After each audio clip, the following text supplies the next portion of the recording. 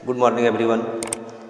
हम लोग पिछली कक्षाओं में भोजन के घटक कार्बोहाइड्रेट, प्रोटीन, विटामिन, वसा, खनिज लवण, रुक्षांश के बारे में हम लोग जाने थे कि यह जो है भोजन के घटक में आते हैं। तो इसमें से हम लोग जो है बारी बारी से भोजन के घटक में कार्बोहाइड्रेट, प्रोटीन, उसके बाद वसा और लिपिड, विटामिन, खनिज लवण के बारे में पढ़ेंगे। तो आज हम लोग विटामिन के बारे में सीखेंगे। पूर्व क्लास में हम लोग कार्बोहाइड्रेट और प्रोटीन के बारे में अध्ययन कर चुके हैं कि कार्बोहाइड्रेट का शरीर में उपयोग, कितना % कार्बोहाइड्रेट से हमें कितना ऊर्जा मिलता है। उसके बाद प्रोटीन, उसका स्रोत और प्रोटीन की कमी से शरीर में पड़ने वाली प्रभाव आदि के बारे में हम लोग पिछली कक्षाओं में अध्ययन कर चुके हैं। तो आज हम लोग विटामिन के बारे में समझते हैं। तो विटामिन जो है क्या है? यह पोषक तत्व या फिर कंपोनेंट ऑफ फूड, भोजन के घटक में से एक महत्वपूर्ण घटक क्या है? विटामिन। और इस विटामिन शब्द का प्रयोग, इसका नामकरण या विटामिन शब्द का खोज जो है सबसे पहले फंक ने किया था। इस विटामिन शब्द का नामकरण जो है किसने किया था? फंक ने। फंक या हुंग, फंक नाम ने जो है विटामिन शब्द दिया था। नेक्स्ट में समझते हैं कि विटामिन जो है एक कार्बनिक यौगिक है। विटामिन क्या है? एक कार्बनिक यौगिक है जो शरीर की वृद्धि के लिए आवश्यक होते हैं। शरीर की वृद्धि और ख़ास करके विटामिन जो है हमारे शरीर में रोगों से लड़ने की क्षमता प्रदान करते हैं, क्योंकि विटामिन की कमी से अनेक तरह के रोग होते हैं। और इन रोगों के बारे में कौन से विटामिन जो है उसके प्रकार और उससे क्या रोग होता है, इसके बारे में हम लोग पूरा विस्तार पूर्वक बारी बारी से हम लोग अध्ययन करेंगे। तो आज हम लोग केवल विटामिन के कुछ महत्वपूर्ण तत्वों के बारे में हम लोग समझते हैं। तो विटामिन की कमी से, तो विटामिन एक क्या है? कार्बनिक यौगिक है जो अति अल्प मात्रा में मनुष्य एवं जंतुओं के शरीर की वृद्धि के लिए आवश्यक होते हैं। अति अल्प मात्रा में ये शरीर में जंतुओं, मनुष्य के शरीर में पाए जाते हैं। और ये क्या है? एक कार्बनिक यौगिक है। और इसे जो है अतिरिक्त आहार कारक भी कहते हैं या विटामिन कहलाते हैं। तो यह अतिरिक्त आहार कारक या फिर क्या कहलाता है? विटामिन। और इसका जो है शब्द का प्रयोग सबसे पहले या नामकरण किसने किया था? तो फंक ने। वो हम लोग नेक्स्ट में समझते हैं कि विटामिन की कमी से होने वाले रोग। तो विटामिन जो है हमारे शरीर में अगर कमी होता है तब भी रोग उत्पन्न करते हैं, और अगर अधिकता होता है, अगर विटामिन की अधिकता भी होती है तो इससे भी हमें हमारे शरीर में रोग उत्पन्न होते हैं। तो विटामिन की कमी से जो रोग उत्पन्न होता है उसको क्या कहते हैं? एविटामिनोसिस। विटामिन की कमी से जो रोग होता है उसको क्या कहते हैं? एविटामिनोसिस। और विटामिन की अधिकता होने पर, विटामिन जब हमारे शरीर में अधिक हो जाता है, ज़रूरत से ज़्यादा होता है, तो उस कंडीशन में जो है हमारे शरीर में क्या होता है? हाइपर विटामिनोसिस जो है रोग उत्पन्न होता है। तो याद रखना है कि विटामिन की कमी से जो रोग होता है वो रोग, जिससे मान लो विटामिन की कमी से जितने भी रोग होते हैं, तो कमी से अगर हो रहा है तो एविटामिनोसिस वो रोग कहलाते हैं। मतलब वो रोग किस कैटेगरी में आएगा? एविटामिनोसिस। और अगर विटामिन की अधिकता अगर होगा तो अधिकता होने पर जितने भी रोग होंगे वह रोग क्या कहलाएगा?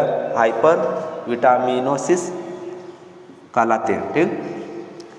अब हम लोग नेक्स्ट में समझते हैं कि विटामिन जो है उपापचयी क्रियाओं में सीधे भाग नहीं लेते।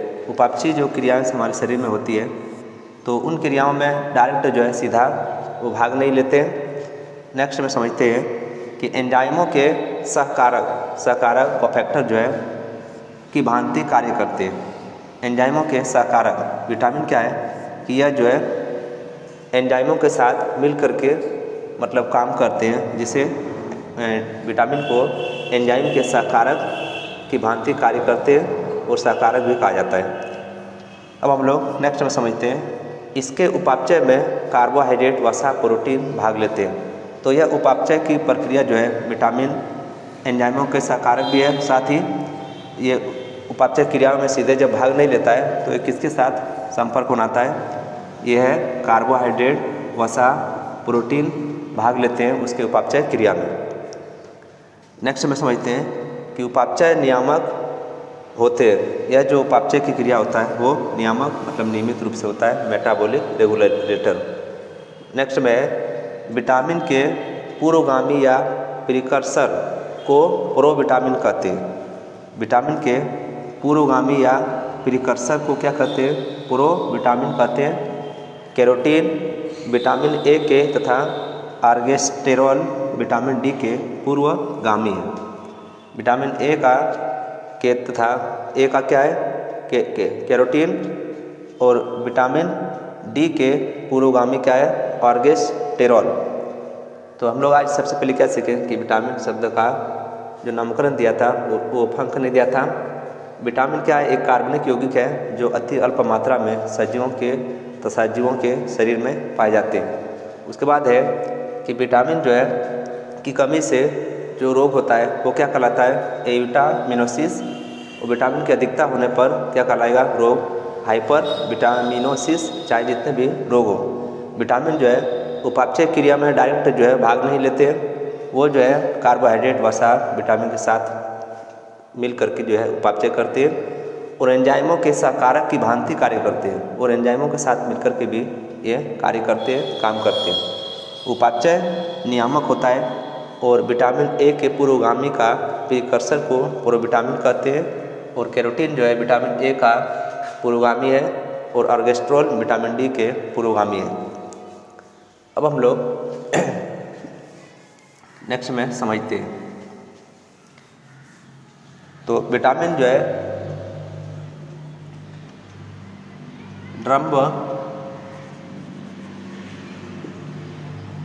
ड्रमंड ने 1920 ईस्वी में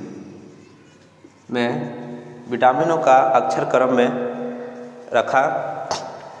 तो अक्षर क्रम में किन्होंने रखा था? ड्रमंड ने 1920 में विटामिनों का अक्षर क्रम में नाम रखने का विचार किया। तो विटामिन जो है जैसे हम लोग अभी पढ़ते हैं vitamin A, vitamin B, vitamin C, vitamin D, vitamin E, vitamin K, ये सब विटामिन जो है तो सबसे पहले ड्रमंड ने 1920 ईस्वी में, तो ड्रमंड ने कब किया था? 1920 ईस्वी में विटामिनों के अक्षर क्रम में नाम रखने का विचार किया और इन्हें जो है दो समूहों में बांट दिया। दो समूह मतलब एक जो है जल में घुलनशील और दूसरा वसा में घुलनशील। तो हम लोग क्या सीखें कि जैसे ड्रमंड ने जो है 1920 में विटामिनों को का नामकरण जो किया वो अक्षर के अनुसार और इसको जो है दो भागों में, एक जो है जल में घुलनशील और दूसरा विटामिन और दूसरा जो है क्या क्या वसा में घुलनशील, वसा में घुलनशील विटामिन। तो जल में जो घुलनशील विटामिन है वो होता है विटामिन बी और विटामिन सी। तो जल में घुलनशील विटामिन बी और विटामिन सी, और यह जो है प्रायः परीक्षा में कम्पिटिटिव एग्जाम में जो है जेटेट, सीटेट या एसएससी रेलवे में पूछा जाता है कि निम्न में कौन सा विटामिन जल में घुलनशील है? तो याद रखना है विटामिन बी और सी। उसके बाद वसा में घुलनशील विटामिन जो होता है वो होता है बाकी जो है ए, डी, के और ई, विटामिन ए, डी, के, ई। तो ड्रमंड ने 1920 में विटामिन का जो है नामकरण अक्षरों के अनुसार रखने का विचार किया और इन्हें जो है दो भागों में बांटा, एक जल में घुलनशील और एक वसा में घुलनशील। जल में घुलनशील जो है विटामिन कौन कौन होते हैं? विटामिन बी और विटामिन सी। वसा में जो घुलनशील विटामिन होते हैं वो क्या होता है? विटामिन ए, डी, के और विटामिन ई। अब हम लोग नेक्स्ट क्लास में